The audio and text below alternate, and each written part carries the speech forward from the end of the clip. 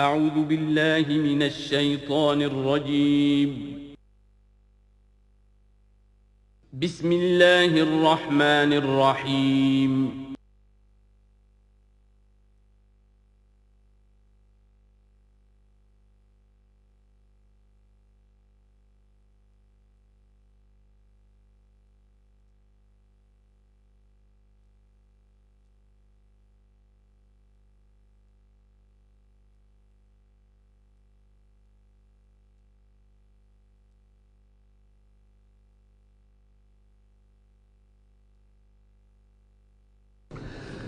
اعوذ باللہ من الشیطان الرجیم بسم اللہ الرحمن الرحیم۔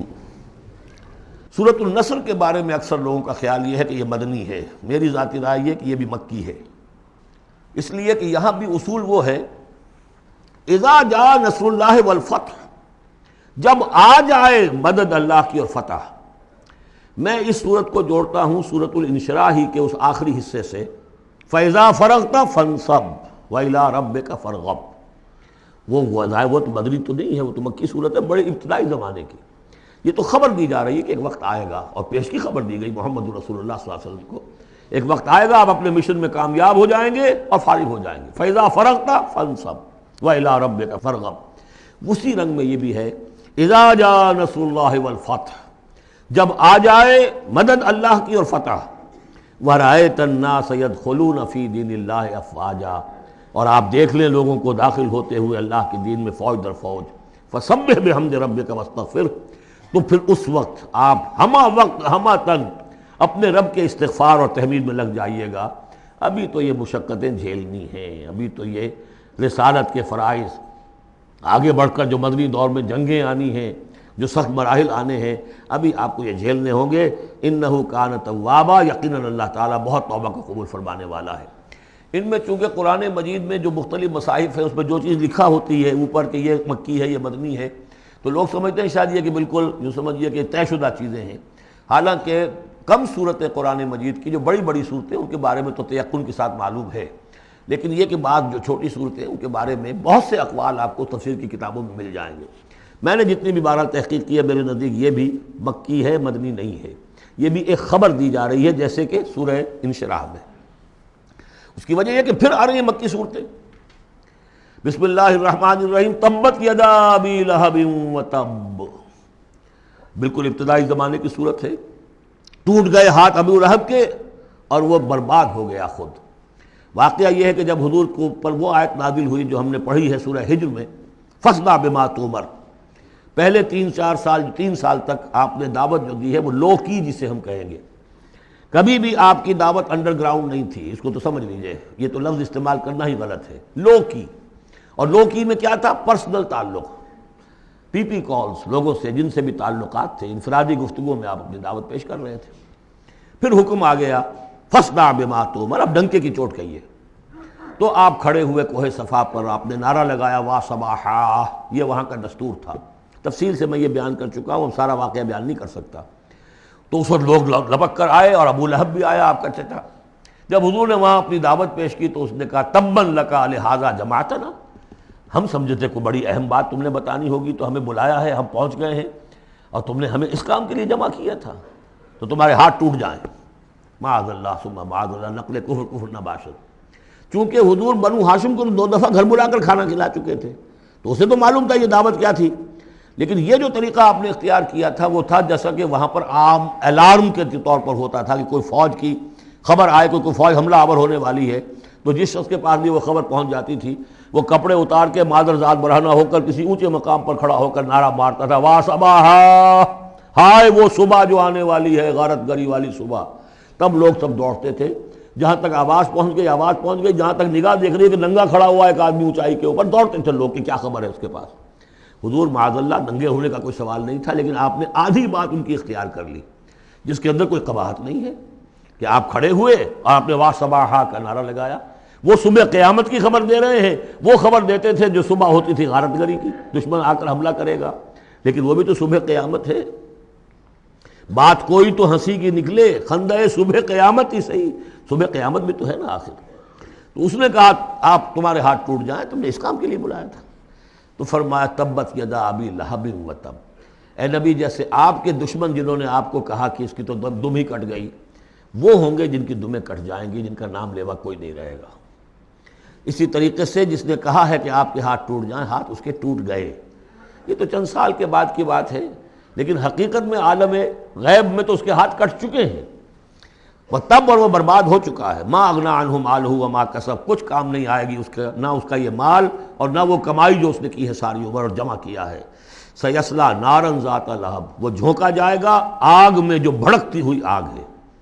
اور لہب کا لفظ جو ہے اس کے اپنے نام میں بھی شامل تھا، یہ صنعت لفظی کہلائے گی، ابو لہب، کیونکہ وہ بہت ہی سرخ و سفید رنگت کا، بہت جیسے کہ انگارے جیسا اس کا رنگ تھا، اور آنکھیں بھی بڑی بڑی تھیں، نہایت حسین و جمیل انسان تھا، اور اس کی بیوی بھی جمیل تھی، بہت ہی خوبصورت عورت تھی، اور یہ دونوں جو ہے یہ سمجھیے کہ بڑی ایلیٹ کلاس تھی اس معاشرے کی، اس کے پاس منصب تھا، یہ خزانہ وزیر خزانہ تھا حرم کا، چنانچہ اس کے بارے میں مشہور تھا کہ اس میں سے اس نے سونے کے بنے ہوئے ہرن چرا لیے ہیں۔ اخلاقی طور پر اس کا جو ہے وہ بدنامی اس درجے کی تھی، لیکن یہ کہ حرم کا خزانہ جو تھا وہ اس کی تحویل میں تھا، تو بڑا اونچا منصب دار تھا۔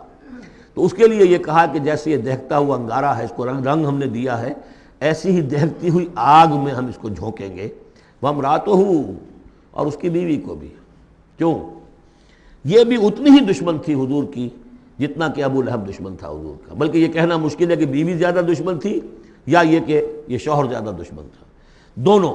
اور میں بتا چکا ہوں آپ کو سورہ تحریم میں جو 3 مثالیں آئی تھیں، بہترین عورت بدترین مرد کے گھر میں، فرعون کی بیوی آسیہ، بدترین عورتیں بہترین لوگوں کے گھر میں، بیوی حضرت نوح کی اور بیوی حضرت لوط کی، ایک وہ جو نیک سرشت تھی اور نبی کی گود میں پلی، وہ حضرت مریم سلام علیہا، اور یہ بدترین شوہر اور بدترین بیوی۔ وامرأتہ حمالۃ الحطب، جو اٹھانے والی ہوگی ایندھن کو۔ عام طور پر لوگ سمجھتے ہیں کہ وہ بخیل تھی، وہ ایندھن لے کے آیا کرتی تھی، یہ بات نہیں تھی، وہ بڑی اس معاشرے کی جو ہے وہ بڑی، جس کو آپ فرسٹ لیڈی کہتے ہیں، اس طرح کی خاتون تھی۔ اصل مطلب یہ ہے کہ یہ اس وقت جو حرکتیں کر رہی ہے، یہ اپنے شوہر کے آگ کے گڑھے کو اور بھڑکانے کے لیے ایندھن لا رہی ہے۔ فی جیدہا حبل من مسد، اس کے گلے میں جو یہ ہار پڑا ہوا ہے موتیوں کا، حقیقت میں یہ اس رسی کے مانند ہے جس رسی کے اوپر یہ اب جائے گی آخرت کے اندر، تو وہ لا کر ایندھن اسے باندھ کر، اور جہاں شوہر جل رہا ہوگا وہاں پہ اس کو ڈالے گی اور دہکائے گی اس آگ کو۔ یہ ہے مراد اس سے کہ در حقیقت وہ اٹھائے گی وہاں حطب لکڑیاں، اور فی جیدہا حبل من مسد، اس کے گلے کے اندر یہ جو ہار ہے یہی اس کی رسی بن جائے گا۔ سورۃ الاخلاص قرآن حکیم کی عظیم ترین سورت، جس کو حضور نے فرمایا ثلث قرآن، تہائی قرآن کی مساوی ہے، توحید باری تعالیٰ پر جامع ترین سورت، مختصر ترین اور جامع ترین۔ قل هو اللہ احد، کہہ دیجئے وہ اللہ ایک ہے، نہیں تنہا ہے۔ ایک کے لیے لفظ واحد ہے، واحد سے تو اثنان ثلاثہ شروع ہو جاتی ہے، اکیلا، دی موسٹ یونیک پرسن۔ قل هو اللہ احد، تنہا ہے، اللہ الصمد، باقی تمام مخلوقات کا وہی مرجع ہے۔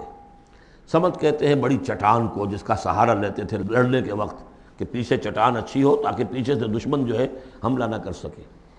پھر یہی لفظ آ جاتا تھا سرداروں کے لیے کہ جن کی طرف رجوع کرتے تھے لوگ۔ تو یہ کہ اصل میں اللہ تو ہے خود بخود قائم ہے، اپنے بل پر قائم ہے، کسی نے بنایا نہیں اسے، اس کی حیات مستعار نہیں ہے، اس کی حیات اپنی، اس کا علم اپنا۔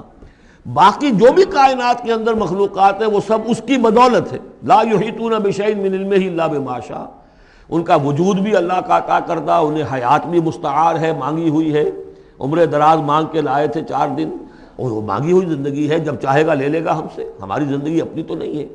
لیکن یہ کہ باقی تمام مخلوقات کو تھامے ہوئے ہے، اور یہ وہی ربط و تعلق ہے جو میں نے آپ کو بتایا تھا اسم اعظم، کہ جو الحی القیوم، خود زندہ اور باقی سب کو تھامے ہوئے، کل کائنات اس کی توجہ کی وجہ سے قائم ہے۔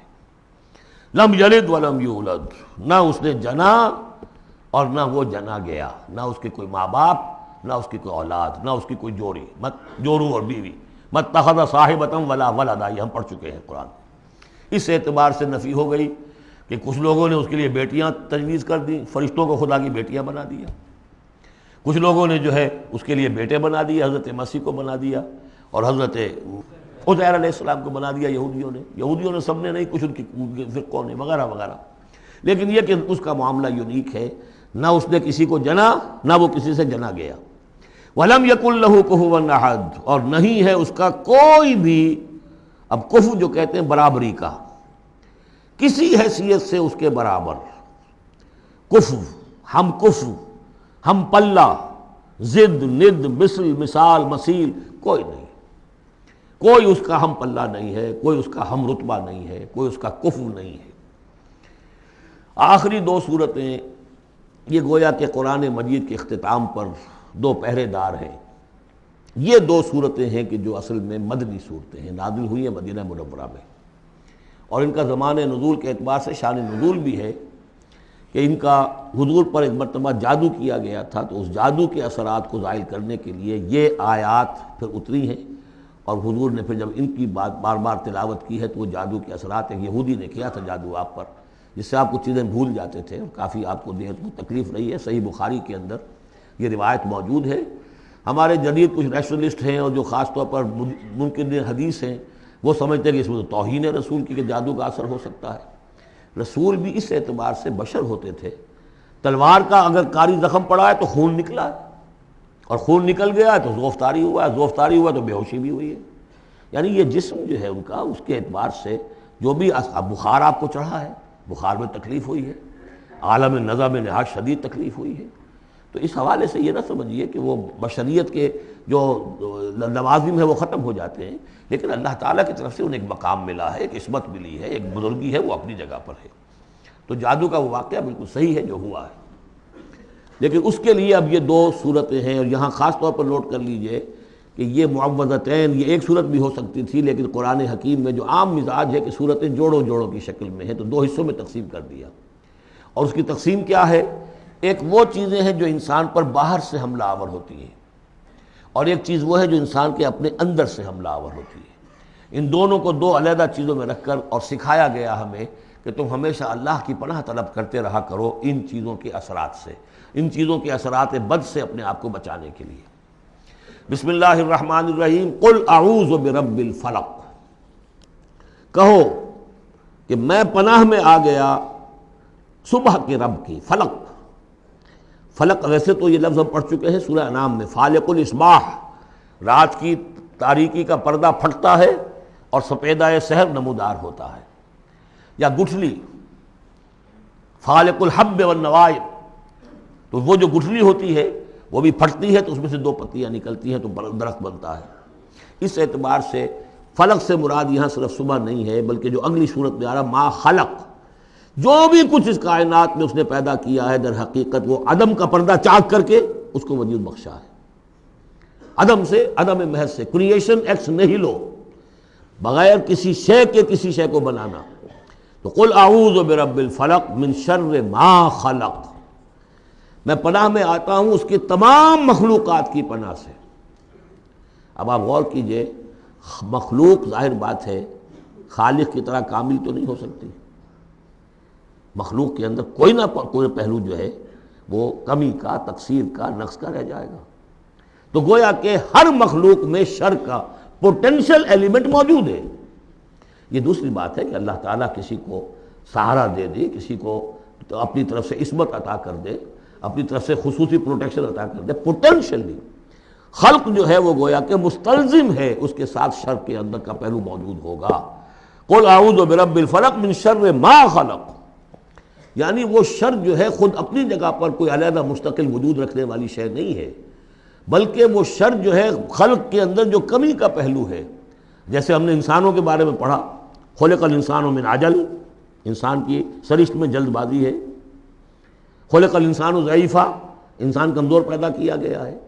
وہ جو اس کا ہے، جو اس کا فطرت والا پہلو ہے، جو روحانی پہلو ہے، وہ تو ہے انا خلقنا الانسان فی احسن تقویم. لیکن جو یہ حیوانی پہلو ہے اس کا جو مادی وجود ہے، اس میں تو ذوق بھی ہے. ان الانسان خلق ہلوعا اذا مسہ الشر جزوعا واذا مسہ الخیر منوعا. تو یہ تمام چیزیں جو ذہن میں رکھیے. قل اعوذ برب الفلق من شر ما خلق، جو بھی مخلوقات ہیں ان میں سے جو بھی شر کا پہلو ہے میں اس سے اے پروردگار تیری پناہ میں آتا ہوں. ومن شر غاسق اذا وقب، خاص طور پر یہ رات کو ڈھانپ لینے والی جو ہے رات، اندھیرا، یہ ظاہر بات ہے اسی پھر رات کے پردے میں چوری بھی ہے، ڈاکہ بھی ہے، اسی میں پھر غول بیابانی جو ہیں، شیاطین جن ہیں، ان کا بھی جو حرکتیں ہوتی ہیں، پھر یہ ساری چیزیں جو ہے اسی کے سلسلے من شر غاسق اذا وقب، سانپ بچھو وغیرہ بھی اسی وقت نکلتے ہیں، ومن شر النفاثات فی العقد، اور جو عورتیں گانٹھیں باندھ کر پھونکے مارتی ہیں، یہ جو بھی ٹونے ٹوٹکے ہوتے ہیں اور اس کی وجہ سے لوگوں کو نقصان پہنچایا جاتا ہے، گویا کہ یہ بھی اس کے اندر بھی کوئی حقیقت ہے، یہ سفلی عملیات بھی ہیں، ان کے بھی اثرات ہیں۔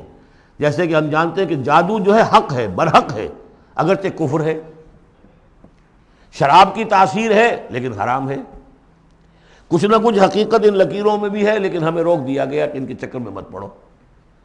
یہ جو منجمی ہے، نجوم کی حرکت، اس میں بھی کچھ نہ کچھ حقیقت ہے لیکن روک دیا گیا۔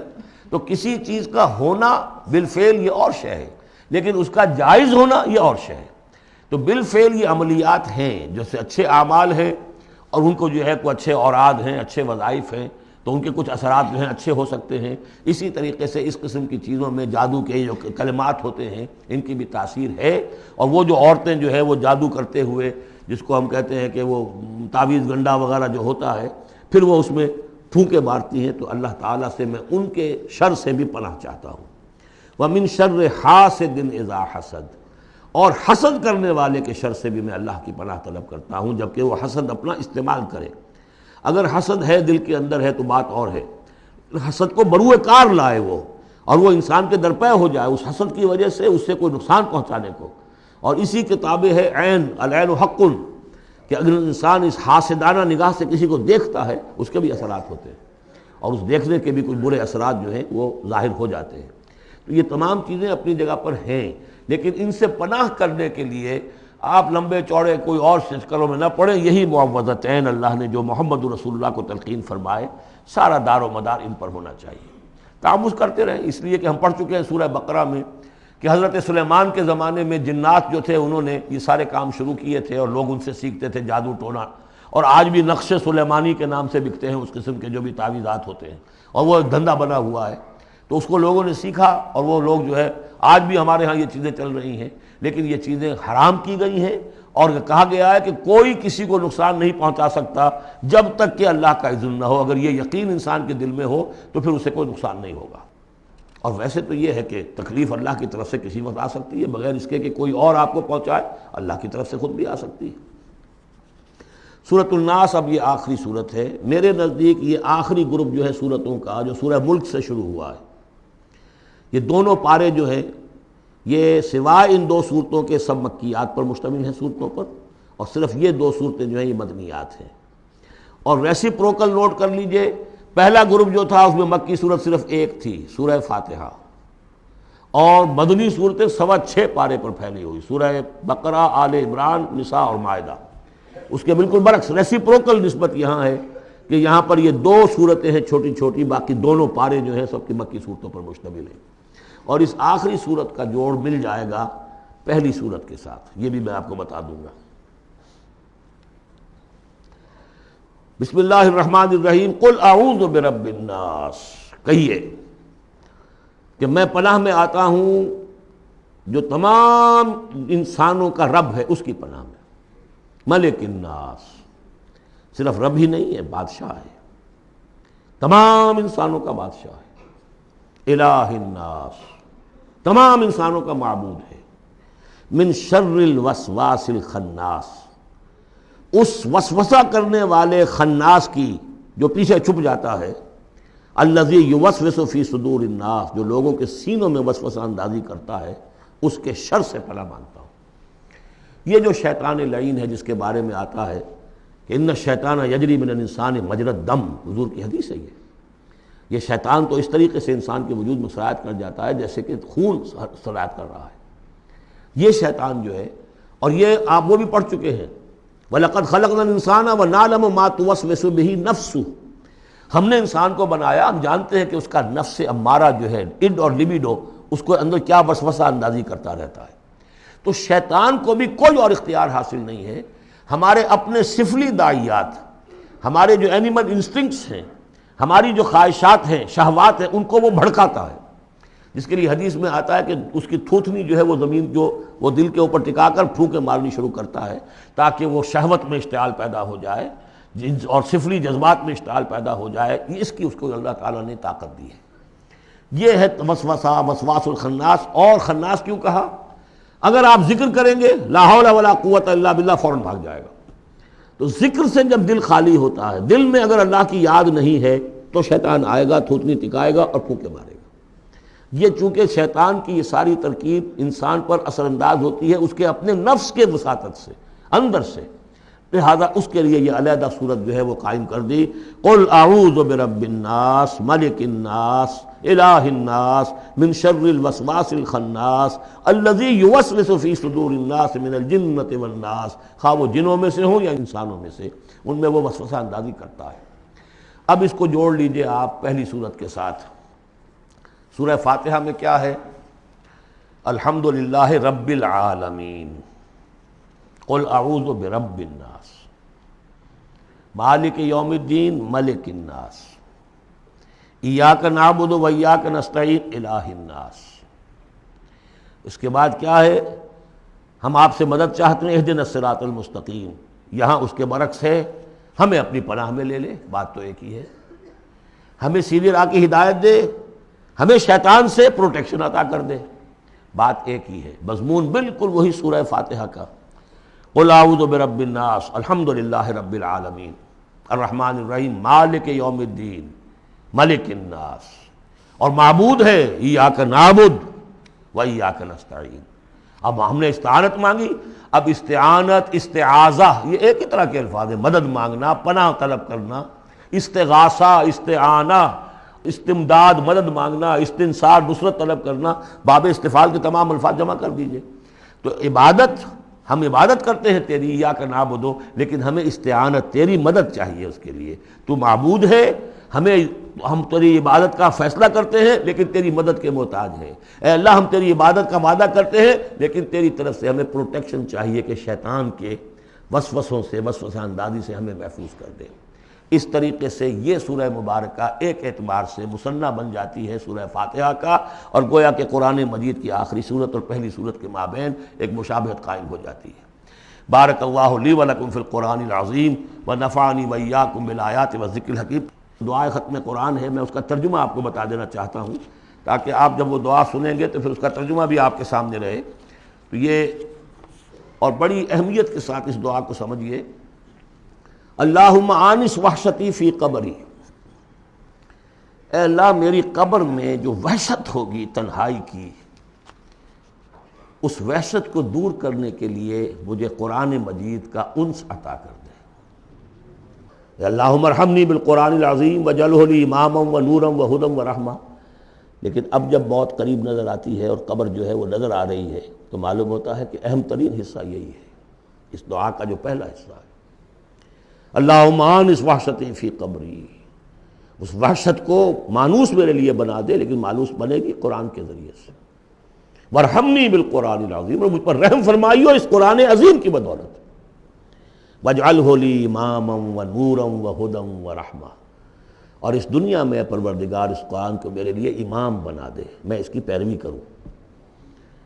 لیکن یہ الفاظ کہتے ہوئے اپنے دل کو دیکھنا ہوگا کہ خود اپنا ارادہ ہے یا نہیں.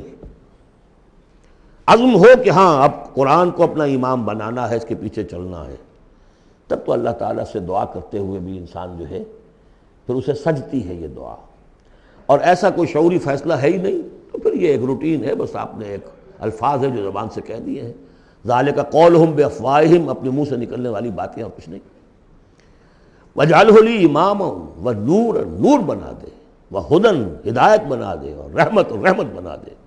اللہم ذکرنی منہ ما نسیت، اے اللہ مجھے یاد کرا دے اس میں سے جو میں بھول جاؤں. وعلمنی منہ ما جہلت، اور جس چیز کو میں اس میں سے جانتا نہیں ہوں، اور ہم تو سب سے جاہل ہیں. کتنے فیصد لوگ ہیں جو جانتے ہیں قرآن میں ہے کیا. لیکن بہرحال دعا مانگیے کہ اللہ تعالیٰ ہمت دے، آپ قرآن سیکھیں، قرآن سیکھنے کے لیے عربی سیکھیں. علمنی منہ ما جہلت، لیکن یہ بھی اگر آپ کا اپنا ارادہ نہیں ہے کہ سیکھنا ہے تو اللہ تعالیٰ زبردستی تو آپ کے دل میں آ کے قرآن کا علم نہیں ڈال دے گا۔ قرآن کا علم تو بڑی قیمتی شے ہے، دنیا کا کوئی فن ہو، کوئی معمولی سا کوئی فن ہے، وہ بھی سیکھنا پڑتا ہے، محنت کرنی پڑتی ہے۔ جیسا کہ حضرت علی نے فرمایا، بڑے اونچے اشعار ہیں، یغوث البحر من طلب اللآلی، جو شخص بھی موتیوں کا طلبگار ہوتا ہے اسے سمندر میں غوطہ زنی کرنی پڑتی ہے۔ ومن طلب العلا سہر اللیالی، جو کسی بلند مقام تک پہنچنا چاہتا ہے زندگی میں وہ راتوں کو جاگتا ہے، محنت کرتا ہے، پڑھتا ہے، جو بھی مشقت کرتا ہے۔ ومن طلب العلا من غیر قد، اور جو کوئی بلندی کا طلبگار بن جائے بغیر کوشش کے، اضاع العمر فی طلب المحالی، پھر وہ اپنی عمر ضائع کر بیٹھتا ہے ایک محال چیز کی طلب میں۔ وہ تو ہونے والی بات نہیں ہے، یہ دنیا اللہ نے بنائی ہے کہ محنت کرو۔ تو یہ دعا مانگتے ہوئے علمنی منہ ما جہلت، تو اپنا ارادہ کریں پختگی کے ساتھ۔ فرمایا وعلمنی منہ ما جہلت وارزقنی تلاوتہ، اور مجھے اے اللہ ہمت دے، نصیب فرمائیے کہ میں اس کو پڑھتا رہا کروں، آنا اللیل و آنا النہار، رات کے اوقات میں بھی اور دن کے اوقات میں بھی۔ وَاجْعَلْهُ لِي حُجَّةٌ یا رب العالمین، اور اے تمام جہانوں کے پروردگار اس قرآن کو میرے حق میں دلیل بنا، میرے حق میں گواہ بنا، یعنی میرے خلاف نہ کر دیجو، اس لیے کہ حضور نے فرمایا ہے القرآن حجۃ لک او علیک، یہ قرآن یا تو دلیل ہے اور گواہ ہے تمہارے حق میں اور یا تمہارے خلاف۔ اگر قرآن کو پڑھو گے جیسے کہ پڑھنے کا حق ہے، سمجھو گے جیسے سمجھنے کا حق ہے، عمل کرو گے جیسے عمل کرنے کا حق ہے، اور اس کو دنیا تک پہنچاؤ گے جیسے کہ پہنچانے کا حق ہے، تو یہی قرآن تمہارا شافع بن کر کھڑا ہوگا، یہی تمہارے حق میں گواہی دے گا۔ اور جو کچھ ہم کر رہے ہیں اگر وہی ہم کرتے رہیں گے تو یہی قرآن سب سے بڑا ہمارے خلاف جو ہے استغاثہ لے کر آئے گا کہ اللہ یہ بدبخت کہتا تھا کہ یہ میں تیری کتاب ہوں، مجھے پڑھتا نہیں تھا، مانتا تھا میں تیرا کلام ہوں، سمجھتا نہیں تھا، یا سمجھتا بھی تھا عمل نہیں کرتا تھا۔ یہ سب سے بڑی دلیل ہمارے خلاف، القرآن حجۃ لک و علیک۔ اس قرآن حکیم کے ضمن میں ایک خاص دعا جو حضور سے منقول ہے، وہ دعا کیا ہے؟ اللہم انی عبدک، پروردگار میں تیرا بندہ ہوں، ابن عبدک، میرا باپ بھی تیرا ادنا غلام تھا، وابن امتک، میری ماں بھی تیری ادنا کنیز تھی، فی قبضتک، میں تیرے قبضہ قدرت میں ہوں، ناصیتی بیدک، میری پیشانی تیرے ہاتھ میں ہے، ماضٍ فی حکمک، میرے پورے وجود میں تیرا ہی حکم جاری و ساری ہے، عدل فی قضاؤک، اور میرے بارے میں جو فیصلہ تو کرے وہ عدل ہی پر مبنی ہوگا۔ اسألک، میں تجھ سے سوال کرتا ہوں، بکل اسم ہوا لک، ہر اس نام کے حوالے سے جو تیرا ہے، قرآن میں بار بار ہم نے پڑھا فدعوہ بہا، للہ الاسماء الحسنی فدعوہ بہا، اللہ کے ناموں کے حوالے سے دعا کیا کرو۔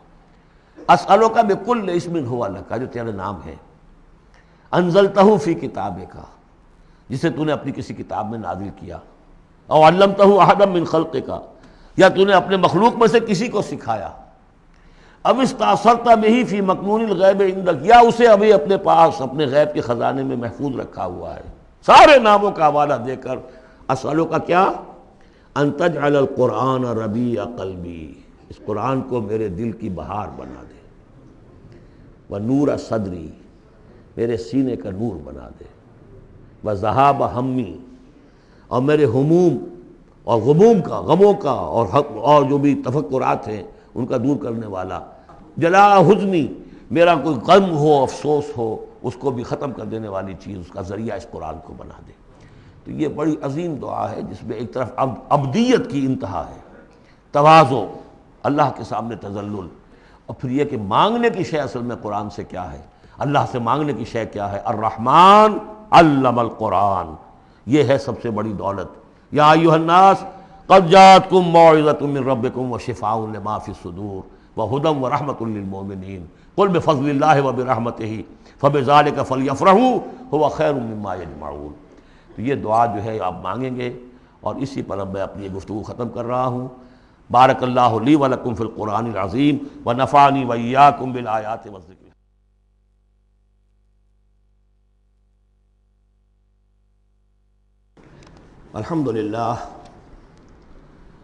الحمدللہ وکفی والصلاة والسلام علی عبادہ الذین اصطفیٰ، خصوصاً علی افضلہم وخاتم النبیین محمد الامین وعلی آلہ وصحبہ اجمعین. اما بعد فقد قال اللہ تبارک وتعالی کما ورد فی سورۃ الانفال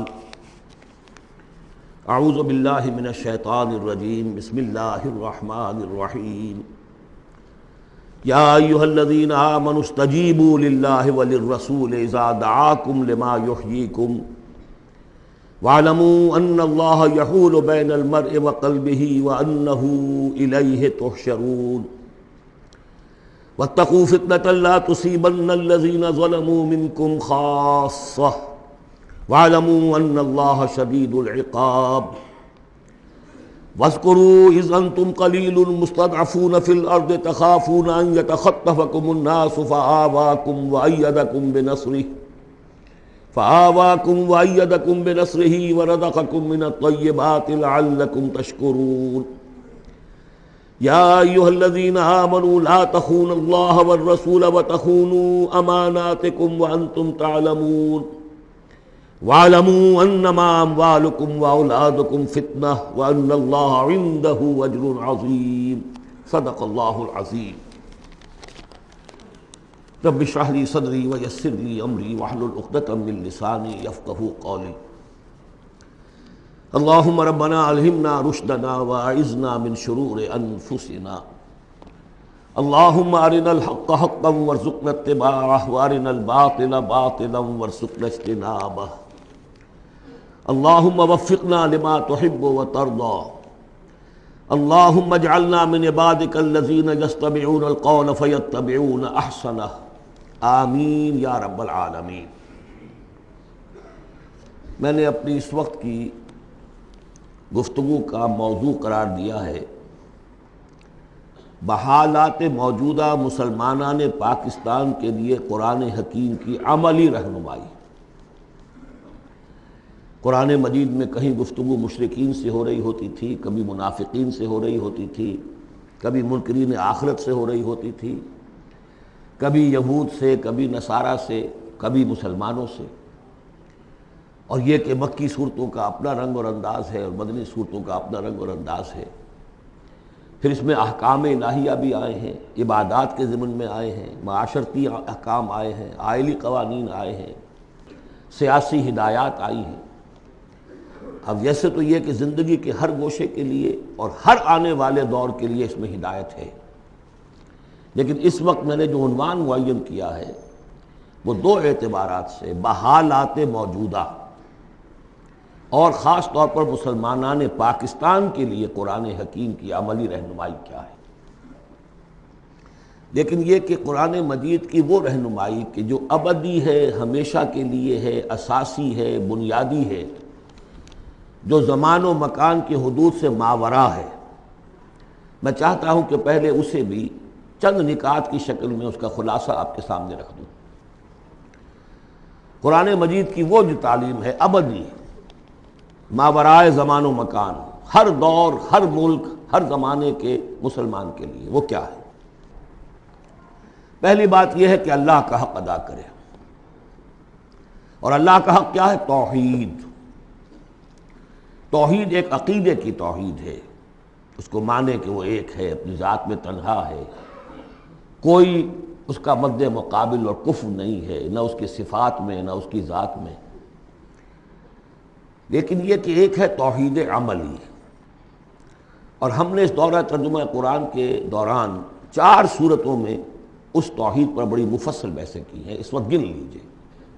ایک ہے عقیدے کی توحید، ایک ہے عملی توحید. عملی توحید 4 نکات پر مشتمل ہے. سب سے پہلے جو کہ سورہ زمر کا مرکزی مضمون تھا، عبادت اللہ کی، اس کے لیے اپنی اطاعت کو خالص کرتے ہوئے. عبادت میں نماز، روزہ یہ سب بھی شامل ہیں، لیکن یہ کہ وہ عبادت جس کے ساتھ اطاعت اللہ کی خالص نہیں ہو رہی. اطاعت منقسم ہے، کہیں اپنے نفس کی اطاعت ہو گئی اللہ کی اطاعت کو پس پش ڈال کر. فرمایا فرأیت من اتخذ الہہ ہواہ، کیا تم نے دیکھا اس شخص کو جس نے اپنے خواہش نفس کو ہی خدا بنا رکھا ہے؟ وہ مطاع ہے اس کا، کہتا ہے لا الہ الا اللہ اور بنا رکھا ہے خواہش نفس کو الہ۔ وما امروا الا لیعبدوا اللہ مخلصین لہ الدین حنفاء، عبادت اللہ کی لیکن اس کے لیے اپنی اطاعت کو خالص کرتے ہوئے۔ اب اس میں یہ ہے کہ وہ خالص اطاعت کلی اطاعت ہوگی، یا ایھا الذین آمنوا ادخلوا فی السلم کافہ۔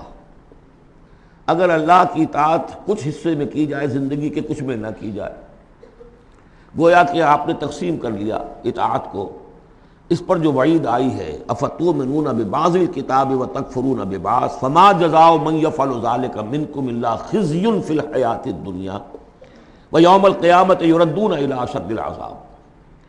کیا تم ہماری کتاب اور شریعت کے ایک حصے کو مانتے اور ایک کو نہیں مانتے؟ تو جو کوئی بھی یہ روش اختیار کرے گا دنیا کی زندگی میں، اس کا اس کے سوا کوئی اس کی سزا نہیں ہے کہ دنیا میں تو ذلیل و خوار کر دیے جائے اور قیامت کے دن شدید ترین عذاب میں جھونک دیے جائے۔ تو یہ عبادت ہوگی مخلصین لہ الدین۔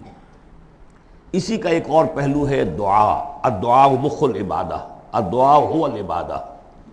سورہ مومن کا مرکزی مضمون وہ تھا فادعوا اللہ مخلصین لہ الدین، دعا تو کرو لیکن تم اطاعت بھی خالص اس کی کرتے ہو کہ نہیں؟ اگر وفاداری تمہاری اللہ کے ساتھ پوری نہیں تو کس منہ سے دعا کر رہے ہو؟ وہ حدیث میں سنا چکا ہوں کہ ایک شخص حج کے لیے پہنچ گیا ہے اور وہ پہنچا ہوا ہے جبل رحمت پر اور ہاتھ اٹھا کے دعائیں مانگ رہا ہے، یا رب یا رب، وَأَنَّىٰ يُسْتَجَابُ لِذَٰلِكَ، اس کی دعا کیسے قبول ہو؟ وَمَطْعَمُهُ حَرَامٌ وَمَلْبَسُهُ حَرَامٌ وَغُذِّيَ بِالْحَرَام، اس کا کھایا ہوا حرام کا ہے، پہنا ہوا حرام کا ہے، اس کا جسم حرام کی آمدنی سے اور اس کے کھانے پینے سے بنا ہوا ہے۔ تو دعا مخ العبادہ هو العبادہ، لیکن دعا بھی وہی کہ جو مخلصین لہ الدین، اس حال میں کی جا رہی ہو کہ بندے نے یکسو ہو کر اپنی کل اطاعت کو اللہ کے لیے بنا دیا۔ اس سے اگلا قدم ہوتا ہے ان فرد سے ایک دوسرے فرد کو دعوت، اب اسی کے داعی بن کر کھڑے ہو جاؤ، اب لوگوں کو بھی اسی کی دعوت دو، وہ بھی اللہ کی بندگی کریں مخلصین لہ الدین، وہ بھی اللہ کو پکاریں مخلصین لہ الدین۔ وَمَنْ أَحْسَنُ قَوْلًا مِّمَّنْ دَعَا إِلَى اللَّهِ وَعَمِلَ صَالِحًا وَقَالَ إِنَّنِي مِنَ الْمُسْلِمِينَ، یہ سورہ حامیم السجدہ کی مرکزی آیت ہے۔ چوتھا اور آخری مرحلہ یہ ہے کہ یہ کیسے ہوگی مخلصین لہ الدین کی پوزیشن، اگر جس ملک میں آپ رہ رہے ہیں وہاں قانون تو کسی اور کا چل رہا ہے، عدالتیں اس قانون پر فیصلے کر رہی ہیں، نظام جو ہے معاشی وہ کسی اور نظام پر چل رہا ہے، وہ سودی کاروبار ہو رہا ہے اور سودی لین دین ہو رہا ہے، پورا بزنس اس پر ہے، پوری انڈسٹری اسی پر ہے، پوری حکومت اس پر ہے۔ تو ہم بھی تو اسی کے فرد ہیں نا، شہری ہیں اسی ملک کے، اسی ریاست کے، اسی معاشرے میں رہتے ہیں۔ تو یہ مقصد تو اسی وقت پورا ہوگا جب کہ پورے نظام زندگی پر اللہ کی اطاعت کا سکہ قائم ہو جائے۔ اس کا نام ہے اقامت الدین۔ چنانچہ سورہ شورى پھر چوتھے نمبر پر جو آئی اس کا مرکزی مضمون کیا تھا؟ شرع لکم من الدین ما وصى به نوحا والذی اوحینا الیک وما وصینا به ابراہیم وموسیٰ وعیسیٰ ان اقیموا الدین ولا تتفرقوا فیہ۔ اس لیے کہ قرآن مجید تو کہتا ہے ومن لم یحکم بما انزل اللہ فاولئک هم الکافرون، ہماری عدالتوں میں فیصلے اللہ کے قانون کے مطابق تو نہیں ہو رہے، تو فیصلے کرانے والے، فیصلے کرنے والے، فیصلے ماننے والے، فیصلے ایگزیکیوٹ کرنے والے، فیصلوں کی تنفیذ کرنے والے، وہ سب کیا ہوئے؟ وَمَن لَّمْ يَحْكُم بِمَا أَنزَلَ اللَّهُ فَأُولَٰئِكَ هُمُ الظَّالِمُونَ، وہی تو مشرک ہیں۔ وَمَن لَّمْ يَحْكُم بِمَا أَنزَلَ اللَّهُ فَأُولَٰئِكَ هُمُ الْفَاسِقُونَ، وہی تو باغی ہیں ہمارے۔ تو مطلب یہ ہے کہ اس صورتحال سے نکلنے کی صرف ایک شکل ہے، دین کو قائم کرنے کی جد و جہد، ہمہ تن ہمہ وقت۔ اس نظام باطل کو ریکنسائل نہ کیا جائے اس سے ذہناً قلباً۔ live under it if you have to live it but under protest۔ اگر کوئی اور راستہ نہیں ہے انڈر پروٹیسٹ رہے کہ میں نے اس نظام کو قبول نہیں کیا، میں اسے تسلیم نہیں کرتا، میں اس سے استفادہ کروں گا جو کم سے کم ہے میرے بقا کے لیے، اور اپنی ساری توانائی، اپنی ساری قوت، اپنی ساری طاقت، اپنی ساری صلاحیت، اپنے سارے وسائل اور ذرائع اس نظام کو بے خبن سے اکھیڑ کر اس کی جگہ پر اللہ کا دیا ہوا نظام قائم کرنے کے لیے وقف کر دوں۔ اس کے علاوہ کوئی شکل نہیں ہے اسی کے نام ہے تکبیر رب، رب کو بڑا کرو، وَرَبَّكَ فَكَبِّرْ۔ اسی کا مطلب ہے، اسی لیے حضور بھیجے گئے، هُوَ الَّذِي أَرْسَلَ رَسُولَهُ بِالْهُدَى وَدِينِ الْحَقِّ لِيُظْهِرَهُ عَلَى الدِّينِ كُلِّهِ، اسی کے لیے آیا قَاتِلُوهُمْ حَتَّى لَا تَكُونَ فِتْنَةٌ وَيَكُونَ الدِّينُ كُلُّهُ لِلَّهِ۔ یہ تمام اصطلاحات ہیں، عباراتنا شتیٰ وحسنک واحد، مطلب کیا ہے؟ دین کو قائم کرو، دین کے مکمل نظام کو برپا کرو، تاکہ زندگی اپنے تمام ایسپیکٹس، اپنے تمام پہلوؤں سمیت انفرادی اور اجتماعی زندگی کے تمام گوشے اللہ کی اطاعت کے اندر آ جائے۔ اس کے بغیر اللہ کا حق ادا نہیں ہو سکتا۔ پہلا کام ہے اللہ کا حق ادا کرنا، اسی لیے فرمایا وما خلقت الجن والانس الا لیعبدون، لیکن اس عبادت کے یہ لوازم ہیں، فاعبدوہ مخلصین لہ الدین، فادعوہ مخلصین لہ الدین، اسی کی دعوت دوسروں کو دو، ادعو الی سبیل ربک بالحکمت والموعظۃ الحسنۃ وجادلہم باللتی احسن، اور اللہ کے دین کو بتمام و کمال قائم کرنے کے لیے تن من دھن لگا دو۔ اب آئیے اللہ کے بعد دوسرا حق ہم پر ہے رسول کا صلی اللہ علیہ وسلم، جن کی بدولت ہمیں یہ ہدایت نصیب ہوئی، ہمارے ماں باپ کو ان کے ماں باپ سے ملی، ان کو ان کے ماں باپ سے ملی۔ اس میں حضور صلی اللہ علیہ وسلم کی محنتیں ہیں، آپ کے صحابہ کی، محمد رسول اللہ والذین معہ کیسی کیسی مشقتیں جھیلی ہیں، تب یہ دین پھیلا تھا اور تب یہ دین غالب ہوا تھا۔ ان کا کیا حق ہے ہمارے اوپر؟ ویسے میں ساری حقوق تو یہاں بیان نہیں کر سکتا، لیکن ایک بات جان لیجئے کہ چونکہ محمد صلی اللہ علیہ وسلم بھیجے گئے تمام دنیا کے لیے اور قیامت تک کے لیے انسانوں کے لیے رسول، 5 مرتبہ آیا ہے، جن میں سب سے نمایاں آیت یہ 2 آیتیں تو اکثر لوگوں کو یاد ہوں گی، وَمَا أَرْسَلْنَاكَ إِلَّا رَحْمَةً لِّلْعَالَمِينَ وَمَا أَرْسَلْنَاكَ إِلَّا كَافَّةً لِّلنَّاسِ بَشِيرًا وَنَذِيرًا۔ اب نبی صلی اللہ علیہ وسلم نے بنفس نفیس اپنی رسالت کے فرائض ملک عرب اور قوم عرب کی حد تک تو پورے کر دیے، باقی دنیا کے لیے اس وقت بھی اور آنے والے ہر انسان کے لیے یہ فریضہ رسالت امت کے کندھے پر ڈال گئے، جبکہ آخری حج میں گواہی لے کر الا هل بلغت، اور جواب مل گیا انا نشهد انک قد بلغت وادیت ونصحت، اور اس کے بعد آپ نے فرمایا اب یہ بوجھ میرے کندھے سے تمہارے کندھے پر آ گیا۔ تو اگر ہم امتی ہیں تو مقروض ہیں محمد کے صلی اللہ علیہ وسلم، اگر یہ خواہش ہے کہ ان کی شفاعت ملے تو ان کا حق ادا کرنا ہوگا۔ وَكَذَلِكَ جَعَلْنَاكُمْ أُمَّةً وَسَطًا لِتَكُونُوا شُهَدَاءَ عَلَى النَّاسِ وَيَكُونَ الرَّسُولُ عَلَيْكُمْ شَهِيدًا۔ اس کے کم سے کم 2 تقاضے۔ پہلا تقاضا تو ایک قرآن کی تبلیغ کر دینا ایک ایک فرد نوع بشر کو اس امت کے ذمے ہے، اگر قرآن پہنچایا نہیں تو محمد کی رسالت کا پیغام ان تک نہیں پہنچا، امت کیا جواب دے گی قیامت کے دن؟ اے اللہ ان کے حوالے تھا کام، یہ قرآن کے کسٹوڈینز تھے۔ حضور نے فرمایا تھا فَلْيُبَلِّغِ شَاهِدُ الْغَائِبَ، میں تمہیں قرآن دے کر جا رہا ہوں، قَدْ تَرَكْتُ فِيكُم مَّا إِنْ اعْتَصَمْتُم بِهِ لَن تَضِلُّوا أَبَدًا، اب پہنچاؤ اسے۔ تو ایک تو ہے قرآن کا پہنچانا، اور دیکھیے وہ یاد کر لیجیے سورہ نام کی آیت اوحی الی ھذا القرآن لانذرکم بہ ومن بلغ، یہ قرآن مجھ پر وحی کیا گیا تاکہ تمہیں بھی خبردار کر دوں، اور جن تک یہ قرآن پہنچ جائے اس تک گویا کہ میرا انذار پہنچ جائے گا، لیکن پہنچائے گا کون؟ میرا امت ہی پہنچائے گا۔ نمبر 2، یہ جو پہنچانے کا اور یہ جو حضور کا قرض ہم پر ہے ہمارے کندھے پر، اجتماعی سطح پر اس کا کم سے کم تقاضا یہ ہے کہ دنیا کے کسی ایک سائزیبل ملک میں وہ پورا نظام قائم کر کے دکھا دیا جائے عملاً، تاکہ دنیا دیکھ لے کہ یہ کوئی یوٹوپیا نہیں ہے، یہ خیالی جنت نہیں ہے، دیکھ لے کہ اس کی برکات کیا ہے، دیکھ لے کہ کس طرح کا معاشرہ وجود میں آتا ہے، کیسا معاشی انصاف ہوتا ہے، کیسی حریت کا جو ہے یہاں پر مظاہرہ ہے، مادر پدر آزادی نہیں لیکن حریت ہے، وہ کمیونزم والی مساوات نہیں لیکن سب کی تمام بنیادی ضرورتوں کی کفالت کی ذمہ داری ہے۔ حضرت عمر نے فرمایا کہ اگر کوئی کتا بھی بھوکا مر گیا دجلہ و فرات کے کنارے تو عمر ذمہ دار ہوگا۔ وہ ساری خوبیاں جن کے لیے کہ انسان دوڑ رہا ہے، بھاگ رہا ہے، کبھی مشرق کبھی مغرب، کبھی فرینچ ریولوشن کبھی بولشوک ریولوشن، یہ سب کاہے کے لیے؟ In search of a just social order. ظلم سے، ایکسپلائٹیشن سے بچ کر کسی طریقے سے کوئی نظام ایسا ہو کہ جس میں عدل ہو، انصاف ہو، اکویٹیبل ڈسٹریبیوشن آف ویلتھ ہو۔ جب تک ہم اس کو قائم کر کے نہیں دکھا دیں گے، ہم یہ نہیں کہہ سکیں گے کہ ہم نے اللہ کے نبی کا حق ادا کر دیا۔ دنیا کہے گی یہ کہتے ضرور ہے ہمارے پاس اعلیٰ نظام ہے، اگر واقعتاً سمجھتے تو قائم نہ کرتے اپنے ہم،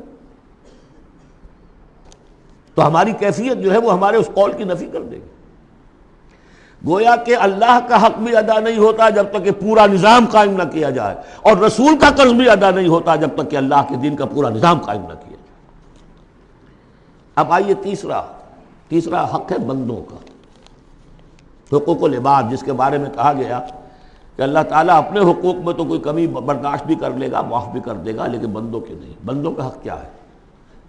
بندوں کا حق یہ ہے کہ انہیں عدل ملے، انصاف ملے، ان کے حقوق غصب نہ کیے جائیں۔ اس کے لیے دیکھیے قرآن مجید جو ہم نے پڑھا ہے، کس ریپیٹیشن کے ساتھ بات آئی ہے، جو چیز کہ ہمارے ذہنوں سے نکل گئی۔ ہم نے مذہب کو بنا دیا ہے صرف آخرت کی چیز، اسلام اس دنیا کی شے ہے، ہم نے بنا دیا اسے آخرت کی شے۔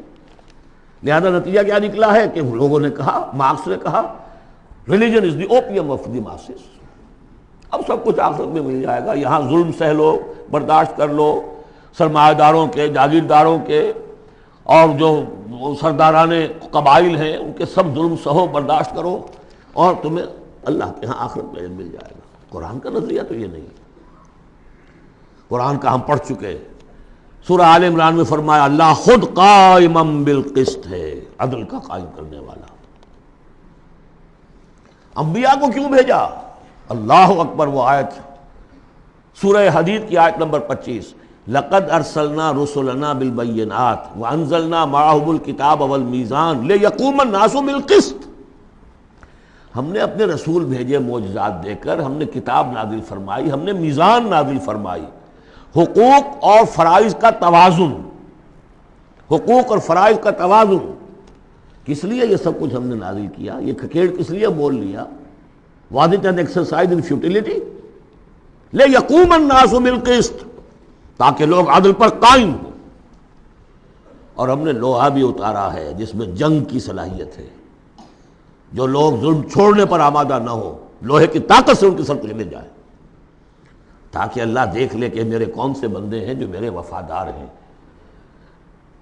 میرے نظام عدل قسط کو قائم کرنے کے لیے تن من دھن لگاتے ہیں، جانے دینے کو تیار ہیں۔ آیت نمبر 25 سورہ حدید کی، نظام عدل و قسط، انزال کتب، ارسال رسل، ان سب کا تھیم کیا ہے؟ یہاں عدل و انصاف قائم کرنا۔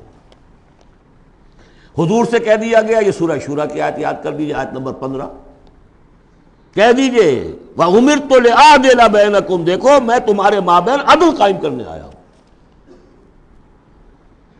مسلمانوں سے کہا گیا سورہ نساء میں، یا ایھا الذین آمنوا کونوا قوامین بالقسط شہداء للہ، اہل ایمان عدل کو، قسط کو قائم کرنے والے بن کر کھڑے ہو جاؤ پوری طاقت کے ساتھ، اور اللہ کی گواہی دو، اس لیے کہ اللہ جو ہے وہ خود قائم بالقسط ہے، اس کی گواہی اسی طرح ہوگی کہ تم اس کے نظام عدل و قسط کو قائم کرو۔ یہی مضمون پھر دہرا کر سورہ مائدہ میں آ گیا، یا ایھا الذین آمنوا کونوا قوامین للہ شہداء بالقسط، کھڑے ہو جاؤ اللہ کے لیے۔ لیکن اللہ کے لیے کھڑا ہونا کیا ہے؟ اللہ کو کھانا دینا ہے، روٹی دینی ہے، کیا دینا ہے؟ اللہ کے لیے کھڑے ہو جانے کا مطلب ہے اس کے دیے ہوئے نظام عدل و قسط کو قائم کرو۔ یہ ہے دین، جس کا یہ پہلو جو ہے سرے سے نگاہوں سے اوجھل ہے۔ انسانوں کا حق ہے ان کو ظلم سے نجات دلائی جائے۔ حضور کی اپنی شان تھی، یضع عنہم اسرہم والاغلال اللاتی کانت علیہم، آ کے آپ نے دنیا کو وہ جو طوق ان کے گردنوں میں پڑے ہوئے تھے، بادشاہوں کی غلامی کے طوق، ان سے نجات دلائی ہے، سرمایہ داروں کی غلامی کے طوق اس سے نجات دلائی ہے، سود کی جڑ کاٹ کر سرمایہ داری کی جڑ کاٹ دی، اور بادشاہت کی جڑ کاٹ کر برابر، تم سب کے سب برابر ہو، بادشاہ صرف ایک وہ ہے، سروری زیبا فقط اس ذات بے ہمتا کو ہے، حکمراں ہے ایک وہی باقی بتان آدری، یا ایھا الناس کونوا عباد اللہ اخوانا، سب کے سب اللہ کے بندے بن جاؤ، تم میں سے کوئی آقا نہیں ہے، سب کے سب بندے بن جاؤ، آپس میں بھائی بھائی بن جاؤ۔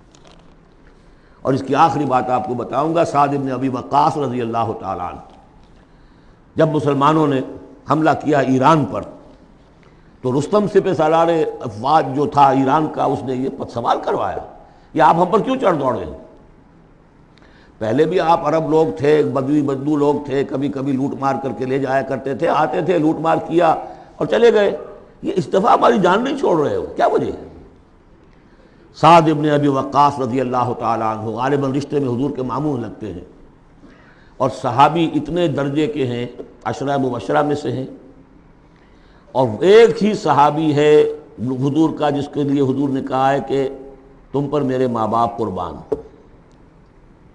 غزوہ احد میں جب حضور پر نرغہ ہوا ہے اور ہر طرف سے دشمن نے حملہ کیا ہے، یہ 7 تیر چلا رہے تھے اور روک رہے تھے دشمنوں کو، اس وقت حضور نے فرمایا ہے 7 تیر چلائے جاؤ، تم پر میرے ماں باپ قربان۔ یہ شان ہے ان کی۔ ان کا جواب یہ تھا کہ اس مرتبہ ہم خود نہیں آئے، لوٹ مار کرنے نہیں آئے، انا قد ارسلنا، اب تو ہمیں بھیجا گیا ہے، we are on a mission, اللہ نے بھیجا اپنے رسول کو، اللہ کے رسول نے بھیجا ہمیں۔ And what's the mission? لِنُخْرِجَ النَّاسَ مِنْ ظُلُمَاتِ الْجَهَالَةِ إِلَى نُورِ الْإِيمَانِ، لوگوں کو نکالیں جہالت اور جاہلیت کی تاریکیوں سے ایمان کی روشنی کی طرف۔ وَمِنْ جَوْرِ الْمُلُوكِ إِلَى عَدْلِ الْإِسْلَامِ، بادشاہوں کے ظلم و ستم کے پنجے سے نجات دلا کر اللہ کے نظام عدل سے، نظام خلافت راشدہ، جہاں جو اس وقت دنیا کی عظیم ترین مملکت کا جو فرما روا تھا اس کے کپڑوں میں پیوند لگے ہوئے تھے۔ ایرانی سے سفیر آیا تھا دیکھنے کے لیے، اور مدینے میں پوچھا تھا حضرت عمر کے زمانہ خلافت میں، اے نا ملککم، تمہارا بادشاہ کہاں ہوتا ہے؟ جواب ملا تھا لیس لنا ملک، ہمارا کوئی بادشاہ نہیں ہے، بل لنا امیر، ہمارا ایک امیر ہے۔ کہاں ہے بھائی؟ کوئی محل نظر نہیں آیا ہمیں، کہاں رہتا ہے؟ وہ گیا ہے، محل وحل تو کوئی ہے ہی نہیں، وہ گیا ہے، کچھ اونٹ جو تھے گم ہو گئے تھے بیت المال کے، بہت تلاش کیا نہیں ملے، تلاش کرنے گیا۔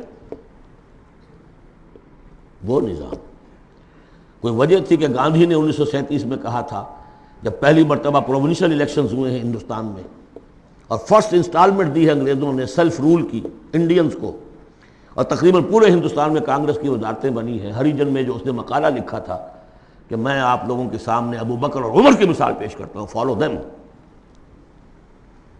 جادو وہ جو سر چڑھ کر بولے۔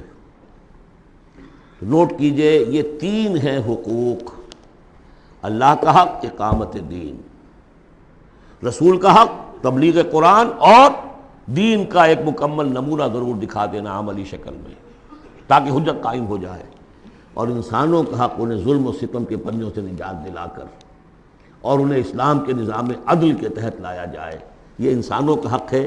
تینوں حق جا کر مل گئے ایک ہی چیز پر جس کا نام اقامت دین ہے۔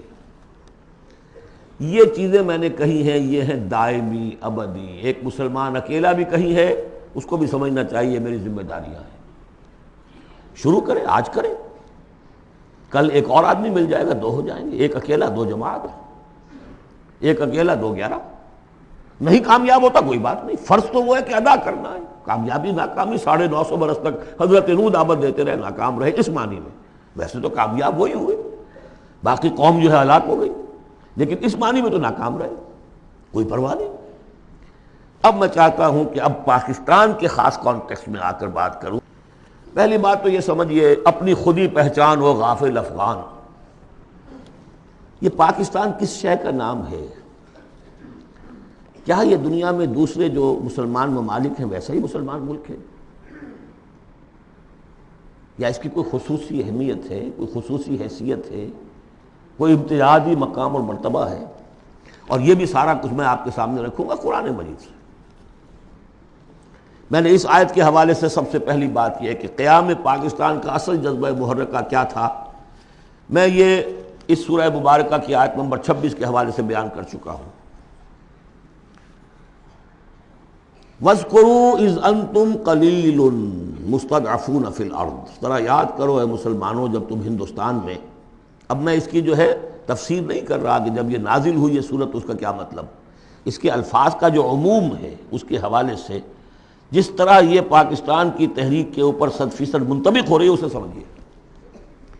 جبکہ تم اقلیت میں تھے، مستضعفون فی الارض، تمہیں زمین میں دبا لیا گیا تھا۔ ہندو زیادہ بیدار، زیادہ سرمایہ دار، زیادہ تعلیم یافتہ، اور انگریز اس کی پشت پناہی کر رہا تھا۔ کیوں کر رہا تھا؟ کہ مسلمان سے حکومت چھینی تھی، بغاوت کا اندیشہ تھا۔ ہندو پہلے بھی غلام تھا، اس کے لیے چینج آف ماسٹرز کا معاملہ تھا، پہلے غلام مسلمانوں کا تھا، اب عیسائیوں کا ہو گیا، اسے اٹھانا تھا مسلمان کے مقابلے۔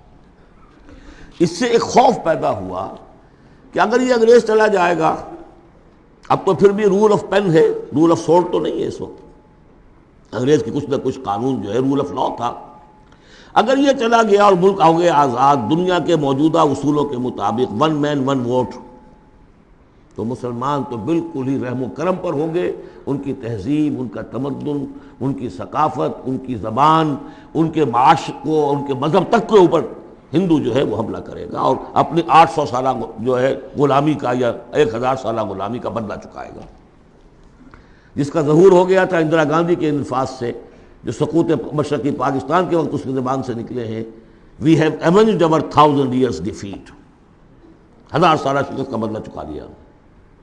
یہ تھا خوف۔ وَاذْكُرُوا إِذْ أَنْتُمْ قَلِيلٌ مُسْتَضْعَفُونَ فِي الْأَرْضِ تَخَافُونَ أَنْ يَتَخَطَّفَكُمُ النَّاسُ فَآوَاكُمْ، اللہ نے تمہیں پناہ دی، پاکستان دیا، 2 ٹکڑے دیے، تم اس میں آؤ اور پناہ لو۔ وَأَيَّدَكُمْ بِنَصْرِهِ، اور اپنی نصرت سے تمہاری تائید فرمائی، اور رَزَقَكُم مِّنَ الطَّيِّبَاتِ، اور تمہیں طیبات کا رزق دیا، لَعَلَّكُمْ تَشْكُرُونَ، تاکہ تم شکر کرو۔ اس کے علاوہ ایک بات سمجھ لیجئے، مسلمانوں کو ہندوؤں کے اس غلبے سے بچانے کے لیے ایک شرط لازم یہ تھی کہ مسلمان ایک جماعت کے جھنڈے تلے جمع ہوں، ورنہ ان کی کوئی سیاسی حیثیت نہیں۔ کانگریس جیسی طاقت، بڑی منظم جماعت، سرمایہ اس کے پیچھے، تعلیم یافتہ لوگ اس کے پیچھے، انگریز کی سپورٹ اس کی، تو اس میں مسلمانوں کے لیے تو جب تک کہ وہ یکجان نہ ہو جائیں اور پوری ان کی قوت مسلم لیگ کے جھنڈے تلے نہ آ جائے، پاکستان کیسے بن جائے گا؟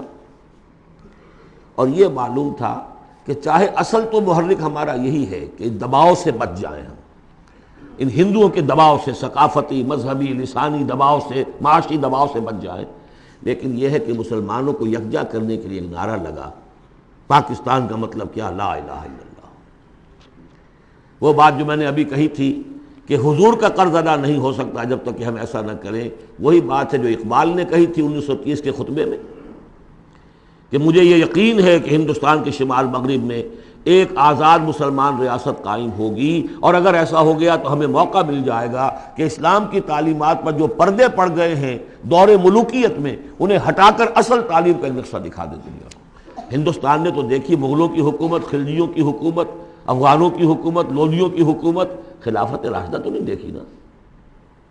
ہم چاہتے ہیں پاکستان میں وہ نظام قائم کریں، یہی قائد اعظم نے کہا تھا۔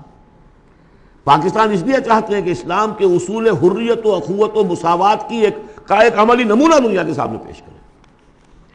اور پھر جو دعائیں مانگی گئی تھی، بہت سے جو میری عمر سے کم عمر کے لوگ ہیں انہیں تو بہرحال یاد نہیں ہو سکتا، لیکن میری عمر کے لوگ یا مجھ سے بڑوں کو تو یاد ہے، ہم نے نعرے لگائے، دعائیں مانگی گڑ گڑا کر، اور وہ دعائیں یہ تھی کہ اے اللہ تو ہمیں یہ بوجھ دے دے، ہم تیرے دین کا بول بالا کریں گے۔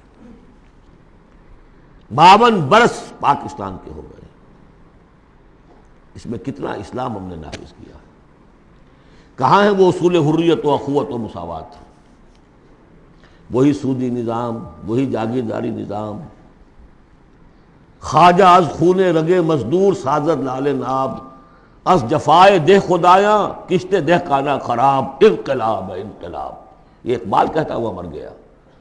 سرمایہ دار نے مزدور کے رگوں سے سرخ خون کشید کر کے شراب بنائی ہے جسے وہ شام کو بیٹھ کر پیتا ہے، اور زمیندار اور جاگیردار وہ کسانوں کی جو محنت کا اور خون پسینے کی کمائی سے وہ عیش کرتے۔ انقلاب انقلاب، لیکن وہ 52 برس ہو گئے انقلاب تو نہیں آئے، وہی نظام۔